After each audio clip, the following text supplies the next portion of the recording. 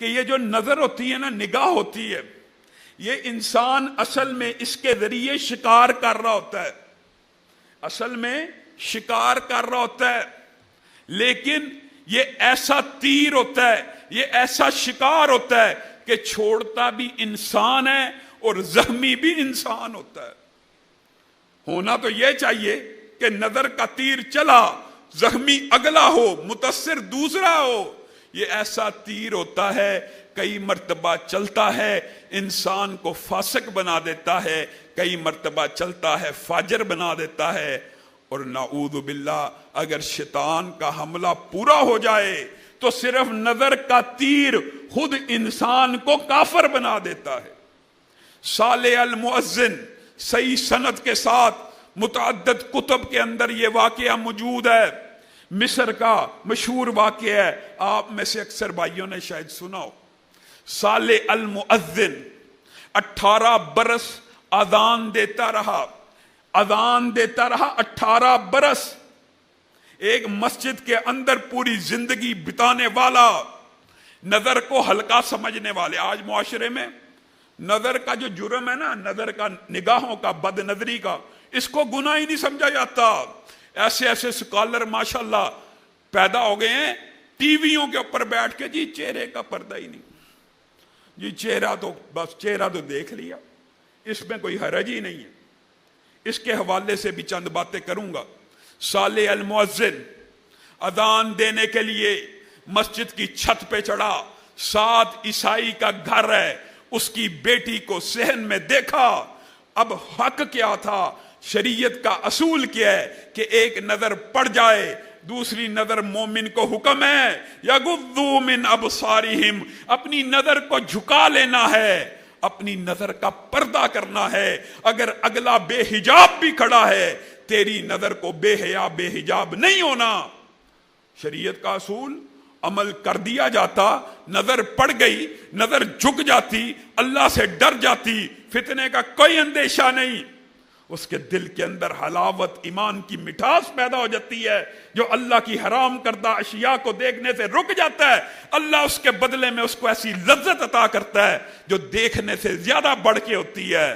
لیکن ہم نے اور آپ نے کبھی تجربہ نہیں کیا، ہم دیکھتے ہیں اور نگاہ ٹک جاتی ہے۔ یہی کام صالح المؤذن سے ہوا، نظر پڑی، نظر کو جھک جانا چاہیے تھا، نظر چہرے کے اوپر ٹک گئی۔ اب مسجد سے اترا، اذان دینے والا تھا، دروازے کو کھٹکایا، پیغام نکاح لے کر ان کے گھر میں گیا کہ میں نکاح کرنا چاہتا ہوں، آپ کی بیٹی مجھے پسند آ گئی ہے۔ انہوں نے کہا ہم عیسائی ہیں، تو مسلمان ہے، ہمارا آپس میں جوڑ نہیں بنتا۔ اب نظر کا تیر چل چکا تھا، زخمی بھی خود ہو چکا تھا۔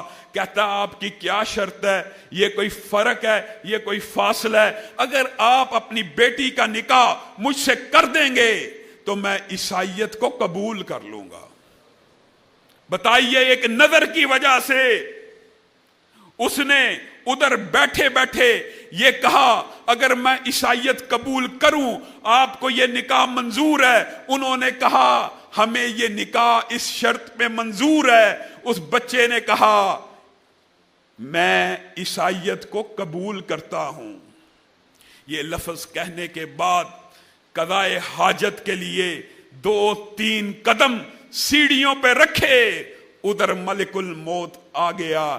ابھی 18 سال کی ریاضت ایک نظر کے تیر نے ایسی ضائع کی، ادھر عیسائی ہونے کا اعلان کیا، ادھر سے ملک الموت آ گیا اور روح کو قبض کر کے لے گیا۔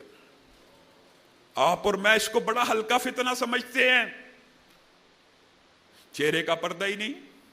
اور بھائیو، چہرہ ہی حسن کا مرکز ہے، چہرہ ہی نگاہوں کا مرکز ہے، چہرہ ہی سب سے خوبصورت چیز ہے جس کے ساتھ انسان اٹریکٹ ہوتا ہے۔ اور اگر بات تھوڑی کھلی کروں تو اس کے علاوہ مرد و عورت میں جو کوئی بھی خوبیاں ہوتی ہیں وہ تقریباً یکساں ہوتی ہیں، صرف چہرہ سب سے زیادہ مزین اور متفرق ہوتا ہے۔ اس کے اندر خوبصورتی میں بہت تنوع ہے، باقی ہر چیز میں وہ تنوع نہیں پایا جاتا۔ أضفيت على الحسن العبقى فالورد تضوى واعتنقى حسن يا